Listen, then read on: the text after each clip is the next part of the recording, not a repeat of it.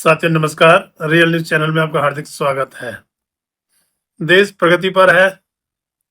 देश में बिहार भी है, बिहार भी प्रगति पर है और बिहार में प्रगति यात्रा भी है। प्रगति यात्रा भी प्रगति पर है क्योंकि अभी 4 जनवरी से नीतीश कुमार जी ने दोबारा से प्रगति यात्रा शुरू की है, जिसमें बीजेपी के तमाम नेताओं के फोटो प्रगति यात्रा में से हटा दिए गए हैं। प्रगति यात्रा में जो बैनर पोस्टर लगाए गए हैं उनमें किसी भी बीजेपी नेता का कोई फोटो नहीं है। इस पर बीजेपी जेडीयू नेताओं में कुछ कहासुनी भी हुई है। हालांकि अंदर तक से बीजेपी तिल मिला गई है, लेकिन इसके अलावा बीजेपी के पास कोई भी चारा नहीं है कि वो क्या करे। नीतीश कुमार जी ने ये प्रगति यात्रा लालू यादव के गृह नगर गोपालगंज से शुरू की है और उसमें कई सौगातों का ऐलान किया है। हालांकि नीतीश कुमार जी बोलते नहीं है, लेकिन संकेत साफ साफ देते हैं। अब बीजेपी चाहे जो भी करे। हालांकि बीजेपी ने अच्छे अच्छे धुरंधरों को पानी पिलाया है। धुरंधर तो खैर नहीं कहेंगे, बीजेपी अपने दोस्तों के साथ ही करती है। जो उसके मित्र पार्टियां होती हैं उन्हीं को तोड़ती है और उनके मेंबरों को अपने पास अपने साथ मिला लेती है। यह काम शिवसेना भी कभी उसकी मित्र होती थी। पंजाब में अकाली दल और फिर नए मित्र बने एक नाथ शिंदे, उनका भी काम तमाम कर दिया। पर्दे के पीछे के मित्र थे नवीन पटनायक, जो केंद्र में उनको हर बिल पर साथ देते थे। हालांकि खुलेआम वो साथ नहीं होते थे, लेकिन पीछे से सहयोग करते थे। वो आज पैदल हैं। दूसरे उनके पर्दे के पीछे के जो सहयोगी थे जगन मोहन रेड्डी, वो भी आज पैदल हैं। जो दोनों ही बहुमत की सरकार चला रहे थे, दोनों पैदल हैं। अब अगला नंबर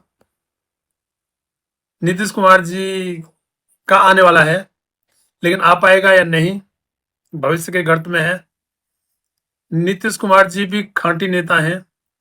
बीजेपी का अगर पाला पड़ा है तो अब की बार पड़ा है कि बीजेपी अपने मकसद में किस तरीके से कामयाब हो पाएगी या हो भी पाएगी या नहीं।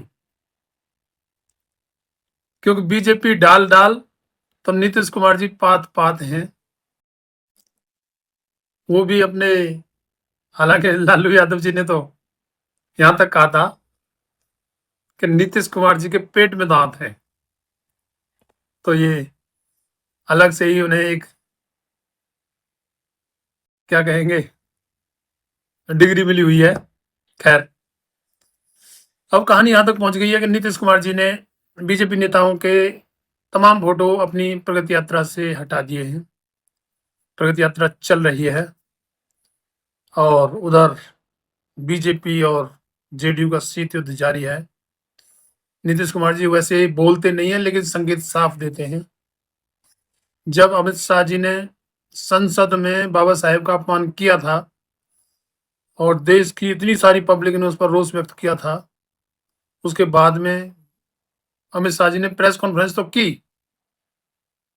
ये बाबा साहेब के लिए भारत देश की जनता का प्यार है कि अमित शाह को प्रेस कॉन्फ्रेंस करनी पड़ी, लेकिन उसके बावजूद भी उन्होंने माफी नहीं मांगी और उल्टे कांग्रेस पर तरह तरह के आरोप लगाए। उस पर नीतीश कुमार जी बोले तो कुछ नहीं, लेकिन यात्रा के दौरान एक आदमी द्वारा फोटो लिए हुए खड़े व्यक्ति के सामने उन्होंने बाबा साहेब को हाथ जोड़कर नमस्कार किया और उनकी फोटो पर माल्यार्पण किया, जो अलग ही संकेत दिखाई दे रहा था। इस तरीके से नीतीश कुमार जी समय समय पर संकेत दे रहे हैं। वैसे मैंने पहले ही बताया था कि नीतीश कुमार जी के पास पाला नहीं बदलने के अलावा कोई चारा नहीं है। पाला बदलना ही पड़ेगा।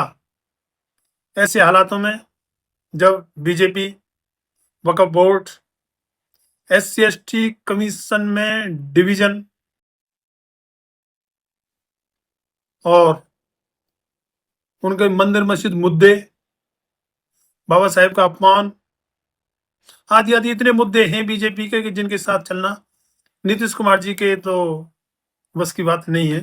क्यों, नीतीश कुमार जी जो वोट लेते हैं वो दलित पिछड़ों का, अल्पसंख्यकों का वोट लेते हैं, और जहां ये मुद्दे नहीं चल पाएंगे, नहीं तो नीतीश कुमार जी अपनी जमीन भी खो देंगे। तो इसलिए नीतीश कुमार जी के सामने दिक्कत है, मजबूरी है कि उन्हें पाला बदलना ही पड़ेगा, और वो भी विधानसभा चुनावों से पहले ही।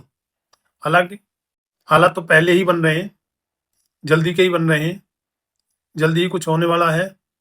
बताते हैं कि अभी खरमास के बाद में, क्योंकि नीतीश कुमार जी खरमास में ऐसा कोई फैसला नहीं लेते हैं, ऐसा बताया जाता है, तो खरमास के बाद में ही शायद जल्दी कुछ हो जाए। अन्यथा विधानसभा चुनावों से पहले तो नीतीश कुमार जी को डिसीजन लेना ही पड़ेगा। उसके अलावा भारतीय जनता पार्टी भी दूसरे रास्ते पर चल रही है। उसके उसके रास्ते जो जग जाहिर हैं कि नीतीश कुमार जी की पार्टी तोड़ ली जाए या चिराग पासवान की पार्टी तोड़ ली जाए, ऐसा प्रयोजन बीजेपी की तरफ से किया जा रहा है, ऐसा बताया जाता है। इस पर शिवसेना सांसद संजय राउत ने और आग में घी डालने का काम कर दिया है। उन्होंने कहा है कि ये भारतीय जनता पार्टी की फितरत है, ये बीजेपी का चेहरा है।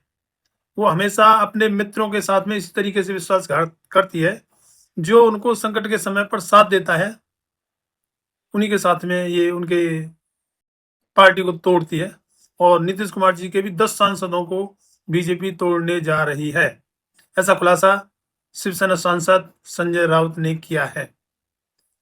दूसरी तरफ जो संकेत मिल रहे हैं, भारतीय जनता पार्टी की केंद्र की सरकार या भारतीय जनता पार्टी शासित जो राज्य सरकारें हैं, वहां भी इस तरीके के फैसले लिए जा रहे हैं या इस तरीके से काम किया जा रहा है कि मध्यावधि चुनाव कभी भी हो सकता है। उसमें एक राह भारतीय जनता पार्टी की ये भी लग रही है कि वो अपने घटक दलों के साथ में ज्यादा समय तक तो नहीं चल सकती है, बीजेपी को पता है।